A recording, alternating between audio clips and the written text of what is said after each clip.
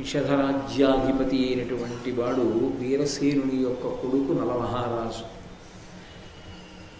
ఆ నలమహారాజు నిషధాధీశుడై ఉన్నటువంటి కాలంలో అట విదర్భాధిపుడైన భీముండను వాడు అనపత్యుడై వ్రతము లోలి సలుపుచు దమనుడను సన్ముని పత్నియు తాను ఉపాసించి తద్వరమున దమయంతీయను కూతురును దమ దాంత దమనులను సుతులను బడసే విశ్రుత గుణాఢ్యుండు అందు కన్యారత్నముకు దమయంతి తాన అత్యంత కాంతి రూపాభిజాత్య విమల గుణ సమృద్ధి వెలుగుచు సురసిద్ధ సాధ్య కన్యలట్టి సఖులు నూరురుసి తన్ను కొలుచుచుండగా మహినొప్పుచుండే అధిక విభవయుక్తితోడా.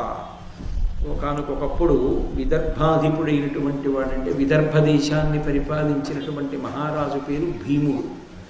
ఆయనకి అనపత్య దోషం ఉంది. అనపత్య దోషం అంటే సంతానం లేదు.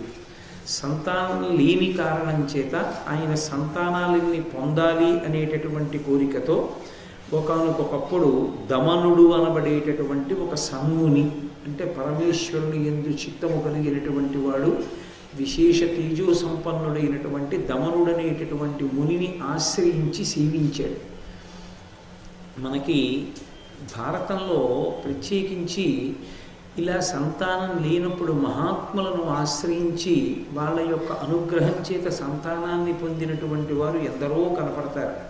శ్రీరామాయణంలో కూడా భృగు మహర్షి యొక్క అనుగ్రహం చేత సంతానాన్ని పొందినటువంటి రాజులు ఉన్నారు. కాబట్టి మహాత్ముల యొక్క సేవ చేసి సుతులను పొందడం అనేటటువంటిది, వాళ్ళ అనుగ్రహం చేత సంతానాన్ని పొందడం అనేటటువంటిది అనాదిగా సంప్రదాయంలో వస్తున్నటువంటి లక్షణం. కాబట్టి ఆ విదర్భాధిపుడైనటువంటి అనబడేటటువంటి రాజు ఆ దమనుడనబడేటటువంటి సన్మునిని సేవించాడు. దాని చేత ప్రీతి పొందినటువంటి ముని నీకేం కావాలని అడిగితే నాకు సంతానం కావాలి అని కోరుకున్నాడు. ఆయన యొక్క అనుగ్రహం చేత, ఆయన ఇచ్చినటువంటి వరం చేత దమయంతి అనబడేటటువంటి కూతురు, దమ దాంత దమనులు అనబడేటటువంటి ముగ్గురు కుమారులు కలిగారు. అంటే జరాసంధుడు అన్న పేరు, జరా అన్న రాక్షసి ఆ రెండు శరీర వ్రయ్యలని కలిపి పట్టుకుంటే పుట్టినటువంటి కుమారుడు కాబట్టి ఆమె పేరు మీదుగా రాజు ఎలా పెట్టుకున్నాడో అలా తనకి సంతానం లేకపోతే అనుగ్రహించినటువంటి ఆ సన్ముని పేరు మీదుగా పేర్లన్నీ పెట్టుకున్నాడు మహారాజు. నేను ఆడపిల్లకి దమయంతి అని పెట్టాడు. కొడుకుల పేర్లు వరుసగా దముడు, దాంతుడు, దమనుడు అని పేర్లు పెట్టాడు. కాబట్టి మొట్టమొదట ఆడపిల్ల, తర్వాత ముగ్గురు కుమారులు జన్మించారు. భీముడు ఎంతో సంతోషించాడు. ఈ దమయంతి దినదిన ప్రవృద్ధమానమై ఆమె చుట్టూ ఎప్పుడూ కూడా సుర సిద్ధ సాధ్య జాతుల యందు ఉండేటటువంటి కన్యల వంటి కన్యలు నూర్గురు ఆమెని సేవిస్తుండగా అత్యంత వైభవోపేతంగా ఆమె చక్కగా పెరుగుతూ వస్తోంది. అలా ఉన్న రోజులలో నిషధాధీశుడైనటువంటి నలచక్రవర్తికి ఈ దమయంతికి ఒండరుల మధ్య అనురాగం అంకురించింది. అలా అనురాగం అంకురించడానికి కారణం నలుగుణములు దమయంతికి నలునకు దమయంతి గుణగణంబులు జనులిమ్ముల పొగడుట ఇరువరుకున వెలసే మనోభవ వికార విభ్రమ మొదలన్. ఇక్కడ ఉండేటటువంటి జనులు, ఈ విదర్భరాజ్యంలో ఉండేటటువంటి వాళ్ళు నలచక్రవర్తి యొక్క గుణగణాల్ని శ్లాఘిస్తూ మాట్లాడుతుండేవారు.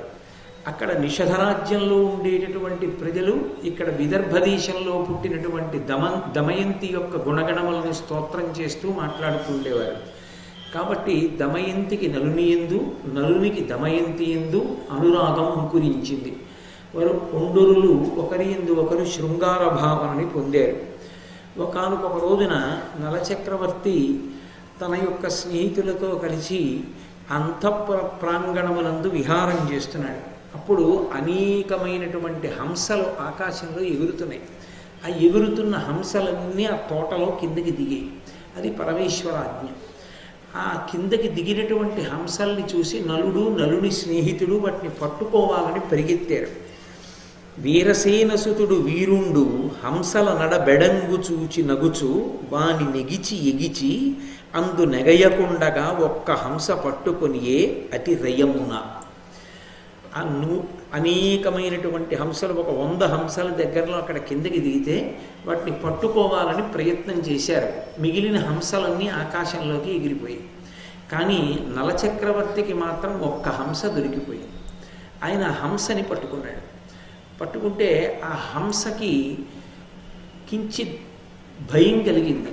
నరుడు కదా, నన్ను చంపేస్తాడేమో అని అది భయపడినదై భయవిహ్వలై ఆ నలచక్రవర్తి వంక చూసి, నీ మనసులో నువ్వు ఎవరి యందు అనురాగమును పొంది ఉన్నావో నాకు తెలుసు.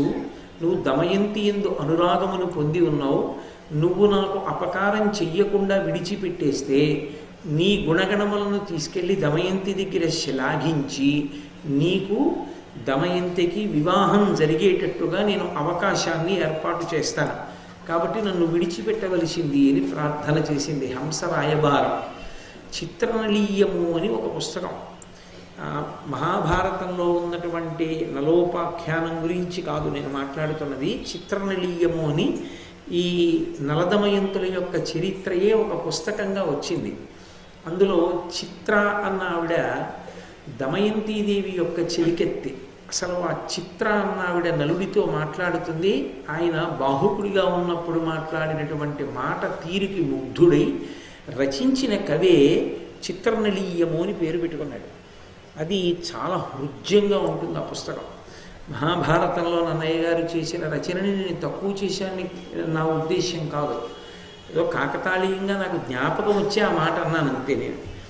కాబట్టి ఈ మాటలు నలచక్రవర్తితో హంస పలికితే రాజు సంతోషించి ఆ హంసని విడిచిపెట్టేశాడు. సరే వెళ్ళి నువ్వు విదర్భ దేశంలో ఉన్న దమయంతీదేవికి నా యొక్క గుణములను వివరించి చెప్పు అని. హంస అనబడేటటువంటి పక్షే కాదు, కొన్ని పక్షులు ఉన్నాయి మనకి, పౌరాణికమైనటువంటి పక్షులు. ఈ పక్షుల్ని చూసిన వాళ్ళు అన్నవాళ్ళు ఎవరూ కనపడరు. నిజంగా పక్షి ఉన్నదా లేదా అంటే ఆ పక్షి ఉన్నది అని చెప్పడం చాలా కష్టం. ఎందుకంటే పురాణములలో వర్ణనలో తెలుస్తుంది తప్ప భౌతికంగా పక్షిని చూసిన వాళ్ళు ఎవ్వరూ ఉండరు. హంసగీత అని, హంస గాయత్రి అని మనకి ప్రత్యేకంగా ఉన్నాయి. హంస శబ్దం సాధారణంగా ఎందుకు వాడతారంటే పాలని నీటిని వేరు చేయగలిగినటువంటి శక్తిని పొంది ఉండి పాలని తాగి అది నీటిని విడిచిపెట్టేస్తుంది. అది అంత తేలికైన విషయం కాదు. పాలని నీటిని వేరు చేసి తాగగలిగినటువంటి విధానం ఒకటి ఉన్నది అని అసలు ఎక్కడా లోకంలో ప్రస్తుతి లేదు. కానీ అది హంస అలా తాగుతుంది అని, హంస చాలా అందంగా నడుస్తుంది అని.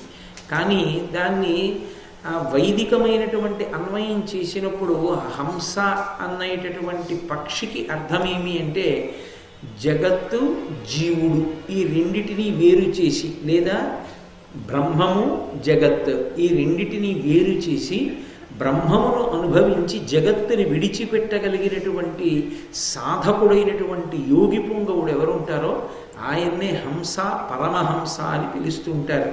అందుకే ఇప్పటికీ జ్ఞానమార్గమునందు నిష్ణాతులైనటువంటి మహాపురుషుల్ని చూసినప్పుడు పరమహంస, పరివ్రాజకాచార్య అని పిలుస్తూ ఉంటారు. కాబట్టి అటువంటి హంసని నలుడు పట్టుకుని దమయంతీదేవి దగ్గరికి వెళ్ళి తన యొక్క గుణగణములను శ్లాఘించవలసినదిగా విడిచిపెట్టాడు. ఆ హంస మిగిలినటువంటి హంసలతో కలిసి ఎగురుతూ విదర్భ దేశానికి చేరుకుని ఆమె ఆ దమయంతీదేవి ఉండేటటువంటి అంతఃపురంలోకి వెళ్ళింది. అది హంస, అది నడిస్తేనే సంతోషం. అది అంతఃపురం మీద వాలి లోపలికి వెళుతుంటే అందరూ ఊరుకున్నారని మనం భావన చేయవలసి ఉంటుంది. అది దమయంతీదేవి దగ్గరికి వెళ్ళి మాట్లాడింది. నీవు నలునకు పేర్మితో దేవివైన కాక నీ సముజ్వల రూప కాంతి విభవ నిత్య సౌభాగ్య భాగ్యాభిజాత్య భద్ర లక్షణావళులవి సఫలంబులగునే.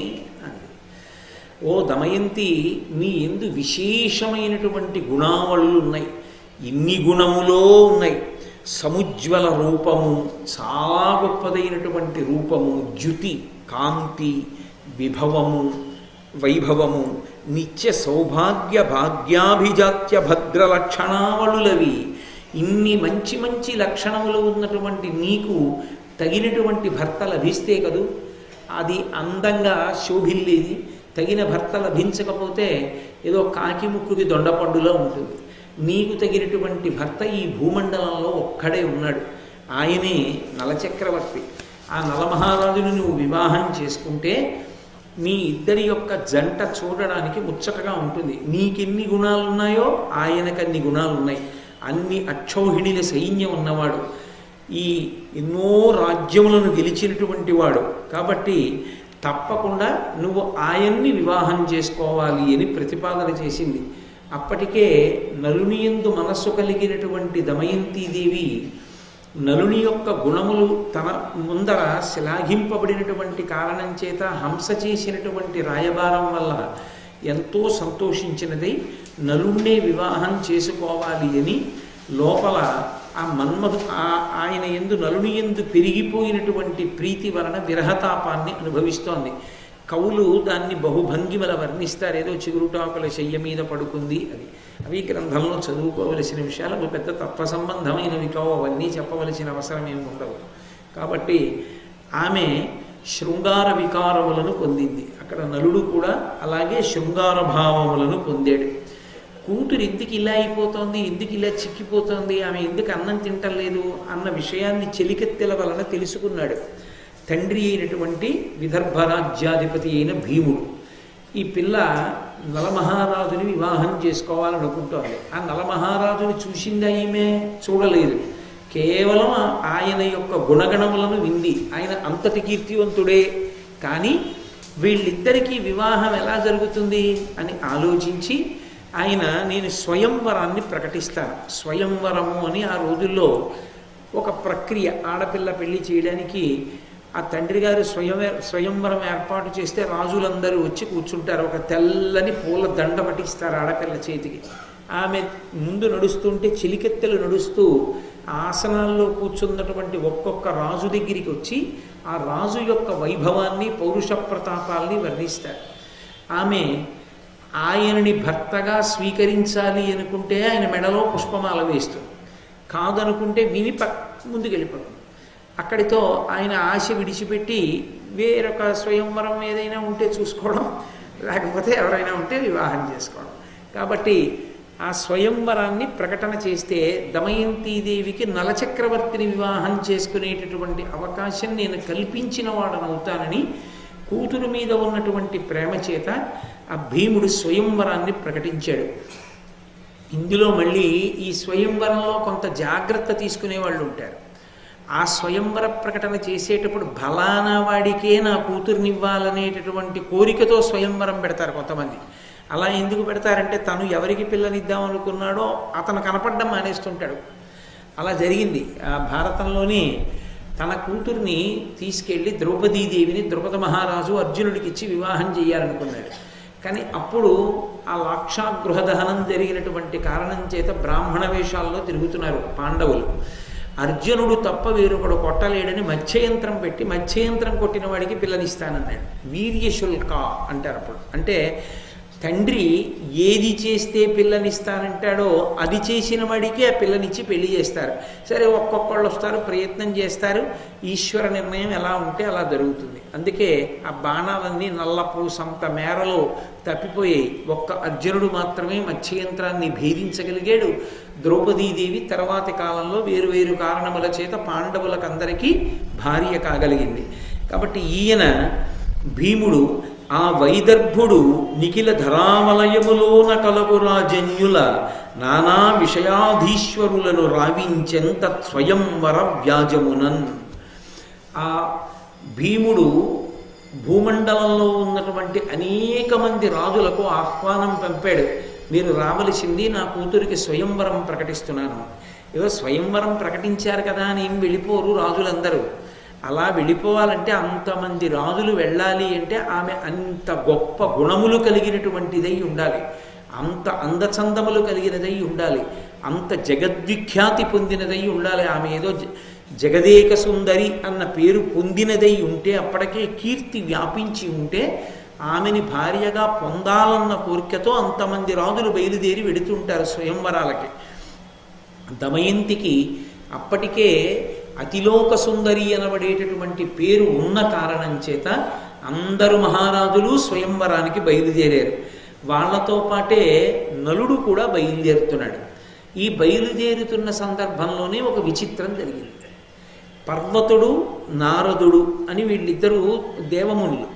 వీళ్ళు ఈ దేవర్షులిద్దరూ కూడా ఏదో గానం చేసుకుంటూ ఇంద్రసభకి వెళ్ళారు. దేవేంద్రుడు చూసి వాళ్ళని ఒక మాట అడిగాడు, ఏమయ్యా మీరు అన్ని లోకాలు తిరుగుతూ ఉంటారు కదా, ఇప్పుడు ఏ లోకం నుంచి వచ్చారు అని అడిగాడు. మేము భూలోకం నుంచి వచ్చామన్నారు వాళ్ళు. సరే, భూలోకం నుంచి మీరు వచ్చానంటున్నారు కాబట్టి నాకు ఒక సమాచారం కావాలి భూలోకం గురించి, మీరు చెప్పవలసింది అన్నాడు. తప్పకుండా, ఏం సమాచారం కావాలి అని అడిగారు. భూమండలం మీద తరచుగా యుద్ధాలు జరుగుతుంటాయి. ఎందుచేత అంటే రాజులు ఎప్పుడూ ఒకళ్ళ మీద ఒకళ్ళు దండయాత్ర చేసుకుని యుద్ధం చేస్తారు. అందులో ప్రభుభక్తితో వెన్ను చూపించకుండా ప్రభువు కోసం యుద్ధం చేసి మరణించినటువంటి వీరులందరూ వీరస్వర్గం అనేటటువంటి పేరుతో స్వర్గలోకాన్ని చేరుకుంటూ ఉంటారు. ఈ మధ్యకాలంలో ఎవరూ రాలేదు అలా రాజులు. ఏమి యుద్ధాలు లేవా? యుద్ధాలలో మరణించిన వారు లేరా? ప్రభువు కోసమని చెప్పి తమ ప్రాణాలు పణంగా పెట్టి అంత త్రికరణ శుద్ధితో ప్రవర్తించి యుద్ధం చేసినటువంటి రాజులు లేరా? భటులు లేరా? ఎందుచేత రాలేదెవ్వరు అని అడిగాడు ఇంద్రుడు. ఆ వచ్చినటువంటి నారదుడు పర్వతుడు అనబడేటటువంటి దేవర్షులు అన్నారు, లేక కాదు, అలాంటి యుద్ధాలు జరగక కాదు, ఇప్పుడు వైషమ్యాలన్నిటినీ రాజులందరూ పక్కన పెట్టేశారు, ప్రస్తుతం ఎవరు యుద్ధం చెయ్యట్లేదన్నారు. ఎందుకు చెయ్యట్లేదు యుద్ధం అన్నారు. తర్వాత యుద్ధం చేద్దాంలే అని ముందు అందరూ స్వయంవరానికి వెళ్ళిపోయారు, దమయంతి స్వయంవరానికి. ఎవరు యుద్ధం చేయట్లేదు. ఆ దమయంతి స్వయంవరం అయిపోతే అప్పుడు ఏమైనా మళ్ళీ పాత కక్షలు బయటికి తీసి దెబ్బలాడుకుంటారేమో చూడాలి. అంటే ఏమిటి ఆ దమయంతి స్వయంవరం కథ అని అడిగాడు. అడిగితే నర సిద్ధ సాధ్యులు విద్యాధరులు దేవతలలో ఆమె వంటి సుందరి లేదు. ఇది ఇంద్రుడి యొక్క మనసుని ఆకర్షించిన మాట. కేవలము నరకాంత కాదు ఆమె ఎంతటి సౌందర్యవతి అంటే ఆమెతో సమానమైనటువంటి సౌందర్యవతి నరులలో కానీ సిద్ధులలో కానీ సాధ్యులలో కానీ దేవతలలో కానీ లేదు. అంతటి అతిలోక సుందరి కాబట్టి దానికి తగిన గుణములు కలిగినటువంటి తల్లి. కాబట్టి ఆమెని భార్యగా పొందాలని ఏ మహారాజు అనుకోడు. అందుకని మహారాజులందరూ విదర్భ దేశానికి వెళ్ళిపోయారు స్వయంవరానికి. కాబట్టి ఎక్కడ యుద్ధాలు లేవు కాబట్టి వీరమరణాలు లేవు కాబట్టి ఇంద్రలోకానికి వచ్చేవాళ్ళు లేరు దేవేంద్ర అన్నాడు. అనగానే దేవేంద్రుడికి ఆశ్చర్యం కలిగింది. అంటే అంత అందమైనదా, అయితే ఆమెను వివాహం చేసుకోవలసిందే అనుకున్నాడు. అనుకున్నవాడు పోని తానొక్కడూ బయలుదేరితే బాగుండేది. తనతో పాటుగా అగ్నిహోత్రుణ్ణి, యమధర్మరాజు గారిని, వరుణుణ్ణి, నలుగురిని పిలిచి నలుగురు బయలుదేరి ఆకాశ మార్గంలో వెళ్ళిపోతున్నారు విదర్భ దేశానికి. వెళ్ళిపోతున్నప్పుడు కింద భూమి మీద నలచక్రవర్తి కూడా దమయంతి స్వయంవరానికే బయలుదేరుతున్నాడు. ఆ బయలుదేరుతున్న సందర్భంలో పైనుంచి వాళ్ళు నలుణ్ణి చూశారు. వాళ్ళకి ఏమి తెలియదు, వాళ్ళు దేవతలు, వాళ్ళకి సమస్తం తెలుసు. ఈ నలుణ్ణి వివాహం చేసుకోవాలని అనుకుంటోంది దమయంతీదేవి అనుకున్నారు. అనుకుని వాళ్ళు గబగబా కిందకి దిగొచ్చారు. వాళ్ళెవరో ఏమిటో ముందు చెప్పలేదు. నలుడితో మాట్లాడుతూ పిలవడమే నిత్య సత్యవ్రత అని పిలిచారు. ముందరి కాళ్ళకి బంధం అంటే అదే. అడిగితే కాదనలేనివాడా అని పిలిచి 10 రూపాయలు ఇమ్మంటే లేవండం ఇబ్బందిగా ఉంటుంది కదా. అలా నిత్య సత్యవ్రత అని పిలిచారంటే ప్రతినిత్యము సత్యమును మాత్రమే మాట్లాడేటటువంటి వ్రతం ఉన్నవాడా, ఒకరికి మాట ఇస్తే ఆ మాట తప్పడం అనేటటువంటి లక్షణము లేనివాడా, నిషధీష నీవు మా కమరంగ దూతవై అభిమతంబు సేయుము నావుడు జెచ్చెర నట్టుల చేయుదు మరి నాకు చెప్పుడు మీరలెవ్వారలు ఏను మీకిష్టంబుగా దూతనై ఏమి చేయుదుననినా అతనికి అమరేశ్వరుండిట్టులనియే నేనింద్రుండ వీరు దిక్పాలురు విదిత యశులు ధరణి నొప్పుచున్న దమయంతి సుస్వయంవరము చూచు వేట్క వచ్చియున్నవార మీవు మమ్ము వారిజాక్షికి నిరింగింపు నామధేయ కీర్తనముల అన్నాడు. ఆయన అన్నాడు, నిషధేశ, ఓ నిషధరాజ్యాధిపతి అయినటువంటి నలచక్రవర్తి, నీవు మాకు సౌకర్యంగా దూతమై బయలుదేరి వెళ్ళాలి. అలా వెళ్ళి మా గురించి చెప్పి మాకు ఉపకారం చెయ్యాలి. అంటే నలుడు అన్నాడు, అసలు మీరెవరు, మీ గురించి ఎవరికి చెప్పాలి, ఏ ఉపకారం చెయ్యాలి, మీరెవరో చెప్పండి అన్నాడు. అంటే వాళ్ళు అన్నారు, నేను ఎవరినో చెప్తాను చూడు అని అమరేశ్వరుండిట్టులనియే. దేవేంద్రుడు అన్నాడు, నేను ఇంద్రుణ్ణి. ఇదిగో ఈ ముగ్గురు ఉన్నారే వీళ్ళు దిక్పాలు, వీళ్ళందరూ విదిత యశులు, అపారమైనటువంటి కీర్తి గణించినటువంటి వారు. మేము నలుగురం కూడా దమయంతీదేవి స్వయంవరానికి బయలుదేరాం. మా నలుగురిలో ఎవరిని వరించినా పర్వాలేదు, అదో పెద్ద ఔదార్యం మళ్ళీ. అందుకని ఎవరిని వరించినా పర్వాలేదు, మేమేం అనుకోం. కాబట్టి ఆమె మమ్మల్నే వరించాలంటే అంతమంది రాజులు కూర్చుని ఉండగా మాకన్నా గొప్పవాళ్ళు ధరణి మీద ఉండొచ్చు. మా మీద ఆమె మనసు బాగా ప్రసరింపబడాలి అంటే నువ్వు మా గురించి వెళ్ళి మేము ఎంత గొప్పవాళ్ళమో చెప్పు. నువ్వు అలా వెళ్ళడానికి వీలుగా నీకు ఒక సౌకర్యాన్ని ఏర్పాటు చేస్తాం. నువ్వు ఎవరికీ కనపడకుండా ఆమె అంతఃపురంలోకి ప్రవేశించవచ్చు. ఎందుకనంటావా, ఆమె ఎక్కడో అంతఃపురంలో రాచనగరులో రాణివాసంలో ఉంటుంది. ఆమె దగ్గరికి వెళ్ళడం ఎలా సాధ్యమవుతుంది, అందరూ చూడరు పట్టుకోరు అంటావేమో. నువ్వు ఎవరికీ కనపడకుండా వెళ్ళగలిగినటువంటి శక్తి మేము నీకు ఇస్తున్నాం. ఈ శక్తిని వాడుకుని నువ్వు దమయంతి దగ్గరికి వెళ్ళి మా గురించి గొప్పగా చెప్పి మా మీద ఆమె యొక్క మనసు లగ్నమయ్యేటట్లుగా చూడు అన్నారు. అంటే నలుడు అన్నాడు దేవతలతోటి, ఎరిగి ఎరిగి నన్ను ఏకార్ధ సముపేతు పాడినయ్య ఇట్టి పనికి పనుప అనినా ఉచ్చకుండవై ఏల చేసేదనంటే చెయ్యకుండనగునే. ఇంకా నలుడన్నాడు, మీరు ఏ కార్యం మీద బయలుదేరారో నేను అదే కార్యం మీద బయలుదేరాను. నేను కూడా దమయంతి స్వయంవరానికే బయలుదేరాను. నేను కూడా దమయంతిని భార్యగా చేసుకోవాలన్న కోరికతోటే బయలుదేరాను. నేను అలా బయలుదేరితే ఇప్పుడు మీరొచ్చి మీ గురించి దమయంతీదేవికి చెప్పమని నన్ను అడుగుతున్నారు. మీరు ఆమెని భార్యగా చేసుకోవాలనుకుంటున్నారు, నేను ఆమెనే భార్యగా చేసుకోవాలని అనుకుంటున్నారు. కాబట్టి మీరు నన్ను అలా అడగచ్చా, దోషం కదా, నేను మీ గురించి ఎలా చెప్తాను అన్నాడు. అంటే వాళ్ళు అన్నారు, మరి తప్పకుండా చేస్తాను అని ముందు మాట ఎందుకు ఇచ్చావు? నిత్య సత్యవ్రత అని మేము పిలవగానే తప్పకుండా మీరు అడిగింది చేసి పెడతాను, ఎవరు మీరు అని ఎందుకు అడిగావు? మాట ఇచ్చావుగా చేస్తానని. అందుకని నువ్వు వెళ్ళి మా నలుగురి గురించి దమయంతీదేవితో చెప్పు అన్నారు. మాలో ఎవరిని భర్తగా ఎంచుకున్నా మాకు అభ్యంతరం లేదు అంటే నలుడు ప్రచ్ఛన్న వేషంలో ఎవరికీ కనపడకుండా దమయంతీదేవి యొక్క అంతఃపుర ప్రాంగణానికి చేరుకున్నాడు.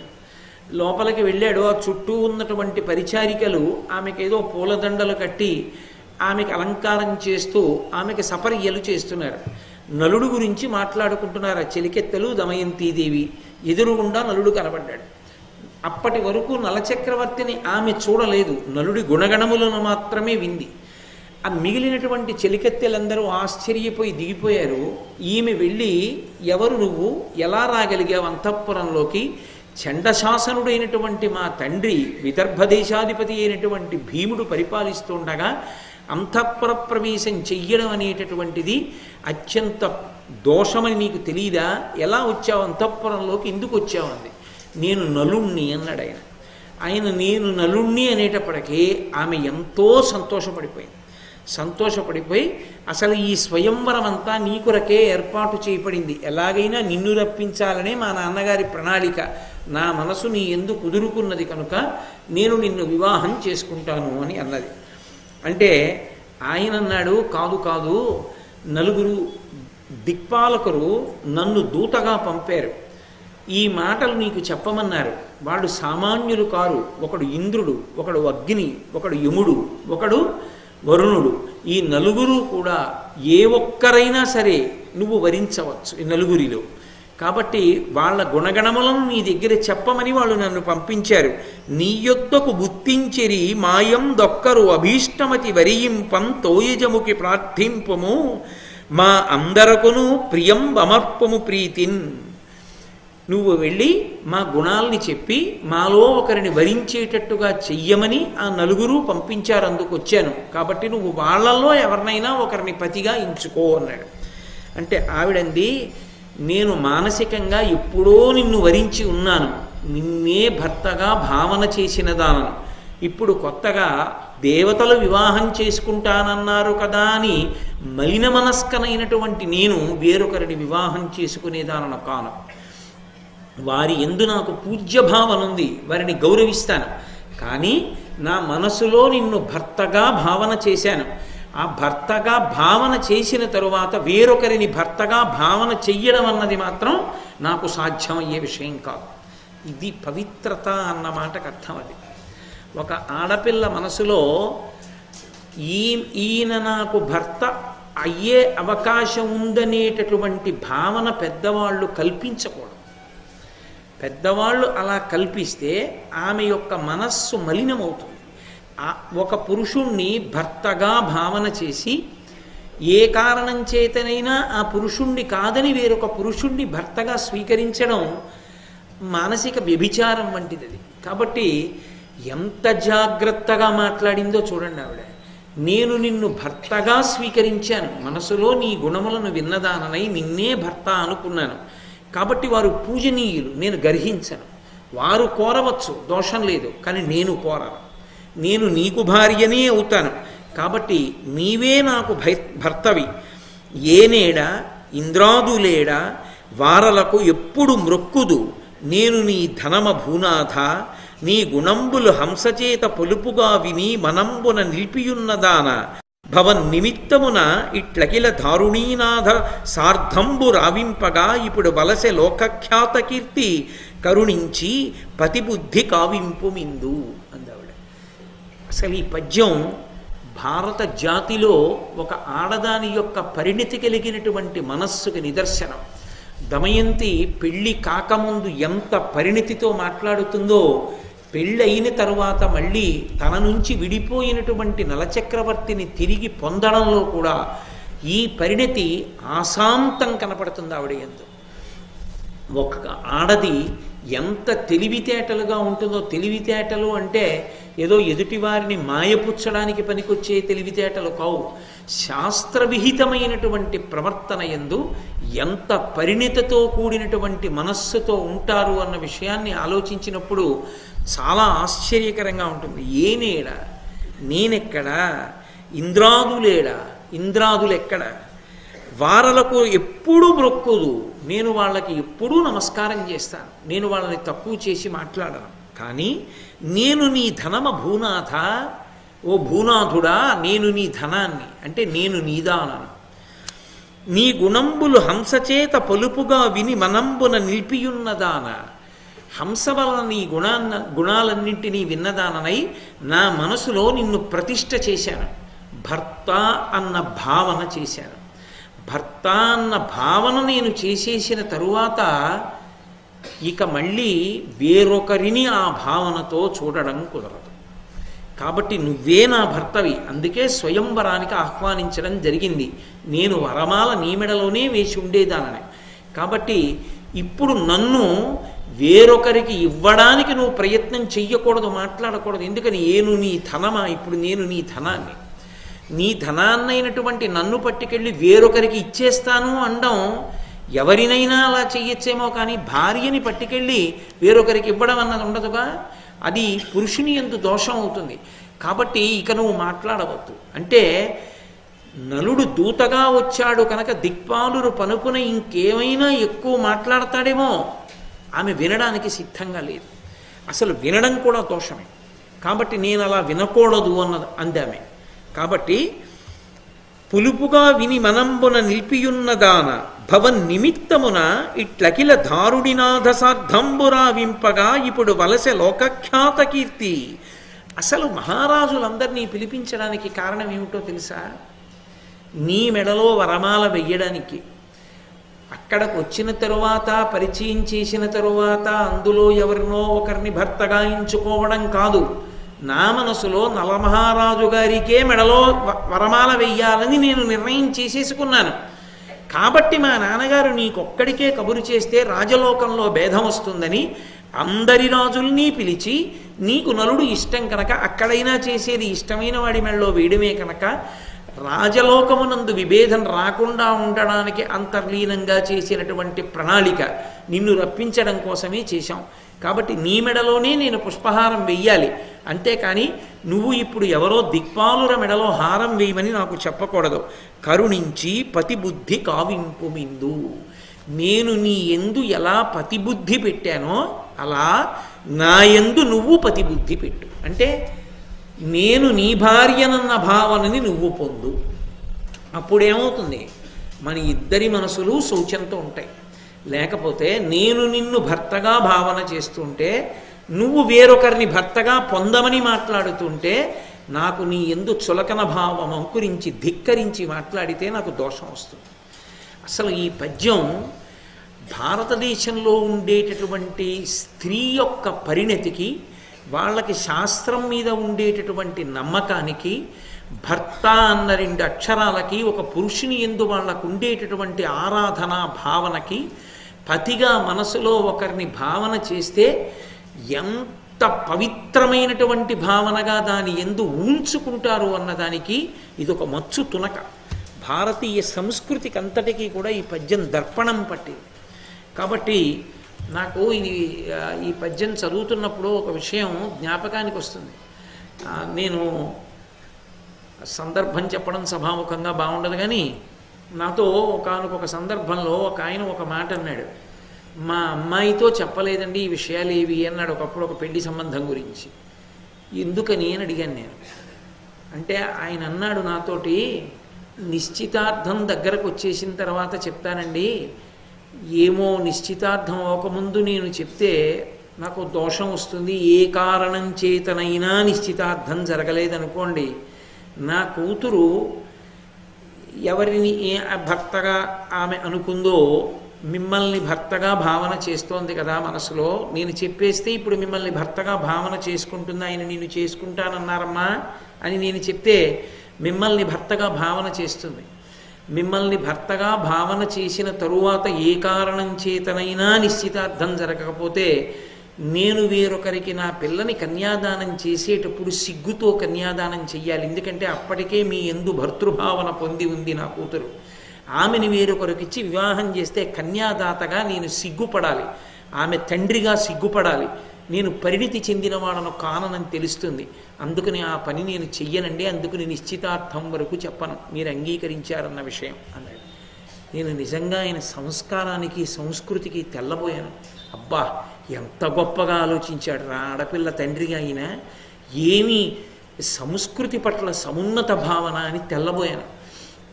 దాని సందర్భం వేరు, మీకు తేలిగ్గా అర్థం అవ్వడానికి ఉదాహరణ అలా చూపించాను. కాబట్టి ఇప్పటికీ అట్లా సంస్కృతి పట్ల సమున్నతమైనటువంటి భావన పొందినటువంటి మహానుభావులు ఉన్నారు. దమయంతీదేవి అలా మాట్లాడి ఆమె అంది, ఒకసారి నిన్ను నేను భర్తగా మనసులో భావన చేసేశాను కనుక ఏ కారణం చేతనైనా అన్న ప్రశ్న వస్తే వేరొకరిని భర్తగా స్వీకరించడం ఉండదు, దానికి జవాబు ఇంకొకటి ఉంటుంది. ఏమిటదంటే, ఈ జీవుడు ఎప్పటికైనా నీకు భార్యాత్వాన్ని పొందాలి, అందుకని ఈ శరీరం వదిలిపెట్టేస్తాను. ఉరి వేసుకునో, విషం తాగో, నిప్పులో దూకో, నీట మునిగో ఈ శరీరాన్ని వదిలిపెడతాను తప్ప వేరొకరికి భార్యను మాత్రం కాదు.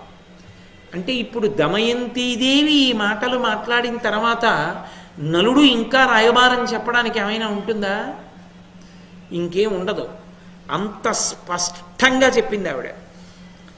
చెబితే అప్పటికీ ఒక మాట అన్నాడు నలుడు, భూరిసత్తులు సర్వలోక విభులు విభూతి సమృద్ధులు యుద్ధోరు తేజులు నిన్ను కోరుచునున్నవారమరోత్తముల్ వారి పాద రజంబు పోలని వాని నన్ను మనుష్యు సంసారి కోరగ జన్నే నీకు ప్రసన్నులై సురలుండగన్. ఏమిటమ్మా ఇలాంటి మాటలు అంటావు? అపారమైనటువంటి కీర్తి వహించినటువంటి వారు, సర్వలోకములకు భర్తలైనటువంటి వారు, అపారమైనటువంటి ప్రఖ్యాతి గణించినటువంటి వారు, విశేషమైన తేజస్సున్నవారు, నిన్ను కోరుతున్నటువంటి వాళ్ళు సాక్షాత్తుగా దేవతలు. వాళ్ళ పాదములకు అంటుకున్నటువంటి ధూళికణాలు ముట్టుకోవడానికి నాకు అర్హత లేదు. నేను మనుష్యుణ్ణి మర్త్యలోకంలో పుట్టాను. మర్త్యలోకమునందు పుట్టినటువంటి వాడిని మానవ అంటే మనువంశంలో వచ్చిన వాడని, మానవ మనుష్య అంటే మృత్యువును పొందుతాడు అని. ఏది ఈ లోకంలో అంటే భూలోకమునందు పుట్టింది అంటే దాని అర్థం ఏమిటంటే అది వెళ్ళిపోతుంది అని గుర్తు. ఏది ఈ లోకంలో పుట్టిందో అది ఉండదు, అది శాశ్వతంగా ఉండదు, అది వెళ్ళిపోతుందని గుర్తు. అది ఈ భూలోకానికి ఉన్నటువంటి లక్షణం. అందుకే ఆ లక్షణం అంకురించినటువంటి వాడు విశేష శోకాన్ని పొందడు. ఎందుకంటే ఇక్కడ కనపడేటటువంటివన్నీ పగిలిపోయే బొమ్మలే. పగలని బొమ్మలు ఈ లోకంలో సృష్టి చెయ్యడు ఈశ్వరుడు. ఎందుకంటే భూలోకమునకు అది లక్షణం. ఇక్కడ ఎప్పుడైనా ఏదైనా పుట్టింది, జనన తేదీ ఉంది అంటే దానికి మరణ తేదీ ఉంటుంది, ఆ శరీరం ఉండదు అని గుర్తు. అది ఎప్పుడో ఒకప్పుడు వెళ్ళిపోతుంది. కానీ పెద్దవాళ్ళుగా చిన్నవాళ్ళని దీర్ఘాయుష్మంతులు కావాలని మనం కోరుకుంటాం. కాబట్టి ఇక్కడ ఉన్నటువంటి వాళ్ళు వెళ్ళిపోతారు. సంసారము అన్న మాటకి పర్యాయ పదం మృత్యువు. మృత్యువుని పొందుతారు. కాబట్టి మృత్యువుని పొందేటటువంటి జన్మ ఉన్నవాణ్ణి నేను. మృత్యువు లేకుండా, వృద్ధాప్యం లేకుండా ఎప్పుడూ సంతోషం అనుభవించగలిగినటువంటి వారు దేవతలు. అటువంటి దేవతలు నిన్ను వివాహం చేసుకుంటానంటున్నారు. వాళ్ళ పాద ధూళికి సరిపోనటువంటి నన్ను వివాహం చేసుకుంటానని నువ్వు అంటున్నావు. అసలు ఏమైనా అర్థం ఉందా నువ్వు మాట్లాడినటువంటి మాటలకి అని అడిగారు నలచక్రవర్తి దమయంతిని. అడిగితే దమయంతిదేవంది, ఈ సందేశం వద్దని చెప్పాను కదూ, నాకు కావలసింది నువ్వు అంతే. నువ్వు మర్త్యుడవైతే నేను కూడా ఆలోకంలో పుట్టినదాననేగా. నాకు కావలసింది నిన్ను పతిగా పొందడం, అంతవరకు. ధృతి అంటారు దాన్ని, పట్టుదల. కాబట్టి ఇప్పుడు నువ్వు రాయబారిగా వచ్చావు. నీ మీద ఏదైనా కళంకం పడుతుందని కదా నువ్వు అనుమానిస్తున్నావు. ఒకవేళ నేను నిన్నే చేసుకుంటానంటే వాళ్ళకి వెళ్ళి నువ్వు ఈ మాట చెప్తే, అంటే నువ్వు మా పనుపున సరిగా మాట్లాడలేదన్నమాట. నిన్నే చేసుకుంటానంటోంది కాబట్టి మా పనుపున ఎక్కువ మాట్లాడితే సరేలేండి, అయితే దేవతల్ని వివాహం చేసుకుంటానంటుందేమో అని సరిగా చెప్పకుండా వచ్చావన్నమాట అని కదా నువ్వు అనుకుంటున్నావు. నువ్వు వెళ్ళి చెప్పు వాళ్ళతోటి, ఆమెకి మీరు చెప్పిన సందేశమంతా చెప్పానని చెప్పు. ఆ తర్వాత ఎవరిని చేసుకోవాలో ఎవరిది హక్కు నాది. నేను నీ మెడలోనే వరమాల వేస్తాను. అప్పుడు ఎవరిది చిత్తం? నాది. నిర్ణయం నాది. నువ్వు చెప్పవలసింది చెప్పావా? నేను వినవలసింది విన్నానా? ఇంకెందుకు చెప్తావు? అర్థమైపోయిందిగా. నువ్వు చెప్పవలసింది చెప్పేశావుగా. ఇంకా నేను ఎందుకు నీకు చెప్పడం? నేను చెప్తే మళ్ళీ నువ్వు చెప్తున్నావు, అది వినడం నాకు ఇష్టం లేదు. కాబట్టి నేను చెప్పవలసిందంతా చెప్పేశానని దేవతలకి చెప్పేయి. ఎంత తెలివైందండి! నలుడి తెలివైన వాడా? దమయంతి తెలివైందా? అది పరిణతి. దమయంతీదేవి యొక్క పరిణతి అసలు ఈ ఆఖ్యానంలో మీరు గమనిస్తుంటే, అయ్య బాబోయ్, ఇంత తెలివితేటలతో ఇంత పరిణతి కలిగి ఉంటారా అనిపిస్తుంది. అసలు చిత్రనళీయం చదువుతుంటే, ఆ చిత్ర యొక్క శీలం చదువుతుంటే ఆశ్చర్యంగా ఉంటుంది. అంత అద్భుతంగా మాట్లాడుతుంది ఆవిడ. కాబట్టి నలుడు వెళ్ళిపోయాడు. వెళ్ళిపోయి దేవతలతో చెప్పాడు, నేను చెప్పవలసినదంతా చెప్పాను. వాళ్ళు హృదయము గ్రహించలేని వాళ్ళు కారు. ఆమె నలుణ్ణి వరిద్దాం అనుకుంటోంది. అనుకుని వాళ్ళు సంతోషించారు. మంచిది. ఆమె ధర్మానికి కట్టుబడింది, శాస్త్రానికి కట్టుబడింది. కానీ ఆమె యొక్క పూనిక ఎంత గొప్పదో ఒక చిన్న పరీక్ష చేసి చూద్దాం. మన నలుగురం కూడా నలుడిలాగే మారిపోదాం. ఇప్పుడు వీళ్ళ నలుగురు అసలు నలుడు, 5గురు నలచక్రవర్తులు అవుతారు. స్వయంవర మంటపంలో 5గురం ఒక వరుస క్రమంలోనే కూర్చుందాం కుర్చీల్లో. ఇక్కడొకడు, అక్కడొకడు, అక్కడొకడు, ఇక్కడొకడు వద్దు. 5గురం వరుసగా కూర్చుందాం. 5గురు నలచక్రవర్తుల్ని చూసి ఏం చేస్తుందో చూద్దాం. వాళ్ళకి ఎంతసేపు ప్రచ్ఛన్న రూపాన్ని పొందడం. నలుగురు నలచక్రవర్తి యొక్క వేషాన్ని ధరించారు. నలున కాని నలినదళనేత్ర వరియింపదట్టె చూతమనుచు అమరవరులు నలుగురును కడంగి నలరూపమున వచ్చిరా స్వయంవరమున కతిరయమున. ఆ నలుగురు కూడా నలరూపాన్నే పొంది ఏం చేస్తుందో దమయంతీదేవి చూద్దాం. నలుణ్ణే పెళ్లి చేసుకుంటుందిట. మన 5గురులో నలుడెవరో ఎలా తెలుసుకుంటుంది చూద్దాం, ఆమె బుద్ధి వైభవం ఏమిటో అని వచ్చారు. వచ్చి కూర్చున్నారు. ఆమె ఈ దేవతలనే ప్రార్థన చేసింది. అది ఆవిడకున్న గొప్పతనం. ఆవిడ వచ్చి 5గురు నలచక్రవర్తుల్ని చూసింది. చెప్పాడుగా నలుడు, 4 దిక్పాలకులు కూడా నిన్ను కోరుకుంటున్నారు, వారిలో కూడా ఎవరినైనా ఒకరిని వరించమన్నారని. ఆమె ఈ దేవతలు ప్రసన్నులైతే తప్ప మేము నలుగురం అసలు నలచక్రవర్తులం కాం అన్న విషయం తెలియనివ్వరు. అందుకని ఈ దేవతలే నా పట్ల ప్రసన్నులు కావాలని వాళ్ళనే మనసులో ప్రార్థన చేసింది. ప్రార్థన చెయ్యగానే వాళ్ళు సంతోషించారు. ఆమె దృఢదీక్షకు ఆమెకి బుద్ధి ప్రచోదనం చేశారు. అదే ధియోయోన ప్రచోదయాత్. సమస్య అక్కడే ఉంటుంది, పరిష్కారం అక్కడే ఉంటుంది. ఈ సమస్యకి పరిష్కారం అని తెలియదు. నాకు విశాఖపట్నంలో బాగా తెలిసిన దేహబంధుత్వం ఉన్నాయని ఒక ఆయన ఉండేవారు. ఆయన తన కొడుకు కోసం అని చెప్పి ఎన్ని పెళ్లి చూపులు చూశాడు. ఆ సెలక్షన్ కమిటీలో నేను మెంబర్గా ఉన్నాను చాలా పెళ్లి చూపులకి. ఎన్ని పెళ్లి చూపులు చూసినా కొడుక్కి పెళ్లి మాత్రం సెటిల్ అవ్వలేదు. ఆశ్చర్యం ఏంటంటే ఈయన మేడెక్కి పొద్దున్నే న్యూస్ పేపర్ చదువుకుంటుంటే పక్కింటి అయినా మేడెక్కి న్యూస్ పేపర్ చదువుకుంటూ ఇద్దరు ఏదో మాట్లాడుకున్నారు. మాట్లాడుకుంటుండడంలో వాళ్ళ అమ్మాయి బట్టలు ఆరేయడానికి వచ్చింది. మీ అమ్మాయి పెళ్లి కూతురు కదా అంటే మీ అబ్బాయి పెళ్లి కొడుకు కదా అన్నారు. ఆ రోజు 10 గంటలుగా పెళ్లి సెటిల్ అయిపోయింది. అక్కడ వాళ్ళిద్దరి ఇళ్లలోనే సమస్య ఉంది, వాళ్ళిద్దరికీ పక్కిళ్లలోనే పరిష్కారం ఉంది. మా అబ్బాయి సమస్యకి ఈ అమ్మాయి పరిష్కారం, ఈ అమ్మాయి సమస్యకి మా అబ్బాయి పరిష్కారం అని తోచడానికే సమయం పట్టింది. ఈలోగా అక్కర్లేని ఊళ్ళన్నీ తిరిగి వచ్చి నో అన్న పాపం నన్ను అంటుకుందారో వంతు. కాబట్టి అందులో ఆ సమస్య పరిష్కారం అక్కడే ఉంటాయి. ఈ సమస్యకి పరిష్కారం అని తెలియడమే బుద్ధి ప్రచోదనం. ఆ బుద్ధి ప్రచోదనాన్ని పరమేశ్వరుడు ఇస్తాడు. కాబట్టి అలా ఆ దేవతలే అనుగ్రహించారు. అనుగ్రహిస్తే ఆవిడికి 3 లక్షణములు తెలిసాయి. అవునురా, దేవతల యొక్క కనురెప్ప మూత పడదు. వాళ్ళెప్పుడూ కనురెప్పలు తెరిచే ఉంటారు. 2, వాళ్ళకి చెమట పట్టదు. 3, వాళ్ళ పాదములు నేలని తాకవు. కాబట్టి 5గురిలో ఎవరు నలుడో ఎలా తెలుసుకుంటుందని చెమట పడుతున్నవాడు అసలు నలుడు. ఎంత కాదన్నా ఆయనకి ప్రేమ లేదు, ఆయన హంసని పంపాడుగా. చెమట పడుతున్నవాడు ఆయన, భూమికి కాళ్ళు తగులుతున్నవాడు ఆయన, కంగారులో 1కి 2 మాటలు రెప్పలేస్తున్నవాడు ఆయన. చక్కగా కాళ్ళు తగలకుండా కుర్చీలో కూర్చుని ఒంటికి చెమట పట్టకుండా సావధానంగా పరిశీలనం చేస్తూ కను రెప్ప పడకుండా ఉన్నటువంటి వాళ్ళు దేవతలు. కాబట్టి ఇప్పుడు ఈ 3 లక్షణాలు ఉన్న వాళ్ళు దేవతలు అనగానే ఆవిడ పరికించి చూసింది. ఏ నలుగురు ఎలా ఉన్నారో ఆవిడకి అర్థమైపోయింది. చెమట పట్టిన వాడి మెళ్ళలో పుష్పహారం వేసేయగానే దేవతలు సంతోషించారు. అది విచిత్రం. దేవతలు చాలా సంతోషించారు. నలదమయంతుల యొక్క కళ్యాణం పూర్తయిపోయింది. అయిపోతే వరం ఇచ్చారు నలచక్రవర్తికి. ఏమని? ఇంద్రుడు అన్నాడు, నువ్వు ఎప్పుడు ఎక్కడ యజ్ఞం చేసినా నేను వస్తాను, వచ్చి ఆ యజ్ఞం దగ్గరే ఉంటాను. అగ్ని వరుణుడు వీళ్ళిద్దరు అన్నారు, నువ్వు ఎక్కడ నిలబడి సంకల్పం చేస్తే, నువ్వు ఎక్కడికి రమ్మంటే అక్కడికి మేము వస్తాం. ఈ కారణంగానే పట్టుకుంది దమయంతీదేవి మళ్ళీ చిట్ట చివరు. అగ్ని వరుణుడు బహుశా భవిష్యత్తుని దృష్టిలో పెట్టుకుని వరాలు ఇచ్చారు. అక్కడ నీళ్లు ఉండక్కర్లేదు, ఏదో నూతి దగ్గర నుంచి నీళ్లు తీయక్కర్లేదు. నలుడు అక్కడ నిలబడి ఇక్కడ నీళ్లు రావాలంటే నీళ్లు వస్తాయి. నలుడు పచ్చిగడ్డి చేత్తో పట్టుకుని అగ్ని రావాలని ఇలా అంటే అగ్ని పుడుతుంది. వంట అయ్యే వరకు ఉండమంటే ఉత్తిన అక్కడ ఇంధనం లేకుండా కట్టెలు లేకుండా అగ్ని వెలుగుతూ ఉంటుంది. అది నలచక్రవర్తికి అలా లొంగే భూతాలు అనుగ్రహించారు దేవతలు. కాబట్టి మేము నీకు అలా వశవర్తులు అవుతాం, నిన్ను అనుగ్రహిస్తాం అని ధర్మరాజు గారు అన్నాడు.